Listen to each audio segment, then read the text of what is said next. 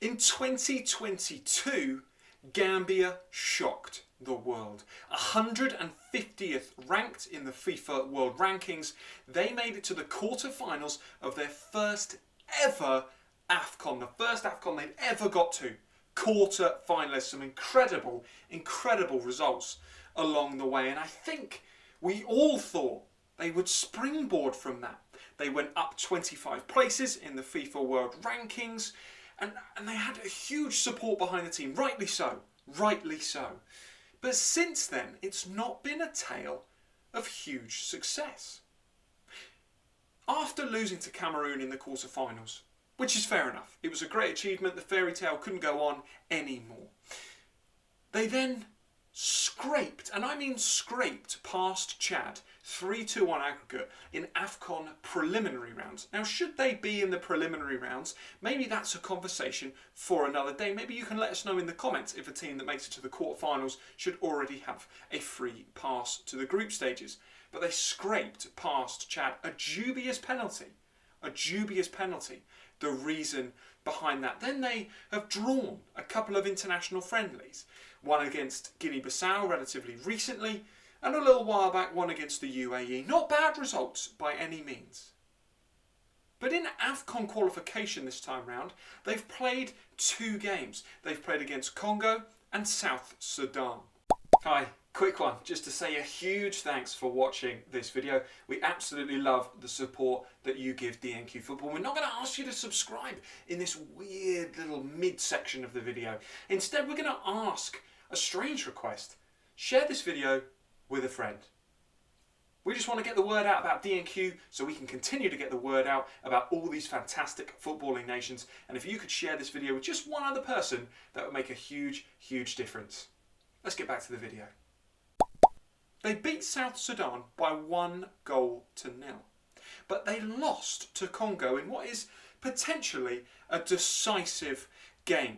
We'll take a look at their group now, and when you bear in mind the fact that they still have to play Mali twice and the other side's a game, you just wonder if that defeat to Congo is going to set them back. You'd expect South Sudan to lose to everyone, and what this means is that Gambia will have to at least beat Congo and then better Congo's results against Mali. That is going to be a tough challenge because Mali, arguably the strongest team in this group, well, definitely really the strongest team in this group, they are going to be an extremely tough test. But what's on the line? Well, of course, for Gambia, the Scorpions, it's a chance for them to make back-to-back, of obviously the first time in their history, back-to-back AFCONs. It's a chance for them to really continue to stride forward. It's a chance for their manager to remain a hero, because really what all these teams are looking for is a bit of longevity. It's great for Gambia fans, as I'm sure you'll let me know in the comments, that you got to the quarterfinals of AFCON, but you don't want it to be a one-off thing. You didn't win anything. It was such a great achievement. I'm really not trying to take that away. 150th ranked, but you didn't win it. So going to AFCON is great. It's fantastic. But you have to build on that. They've lost players like Pa Modou. Tough to replace, almost impossible to replace for his character in the dressing room, the captain of the side, and what a way to bow out. But have they replaced him? Why do you think that they're just not seeming to get the goals?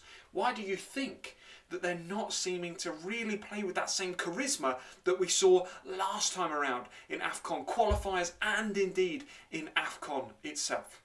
They've got 2 huge games coming up in this March international window, because this is where they play their double-legger against Mali. And don't forget that in the same time, Congo plays South Sudan twice. They'll be hoping for a little bit of a miracle, a little bit of a passionate result from South Sudan, but they will just be hoping realistically for maybe a point. Maybe a point would be enough, but then they'd have to go and they'd have to beat South Sudan. And of course, in their final group game, which is to be played on the 4th of September, they would have to beat Congo. You'd expect them to have to beat Congo. So do we think they can do it?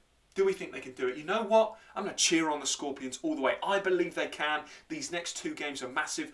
hopefully defensively they're solid enough to eke out an away draw. That would be great, that first match on the 24th of March, and then they can go back to their home ground and they can try.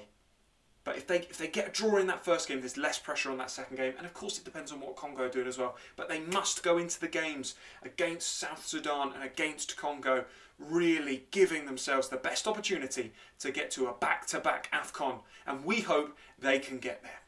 If you're a Gambian fan, put in the comments, what's happened? What's changed? What are you noticing with your side? Or indeed anyone else? What do you think about Gambia's chances of making it to the next AFCON?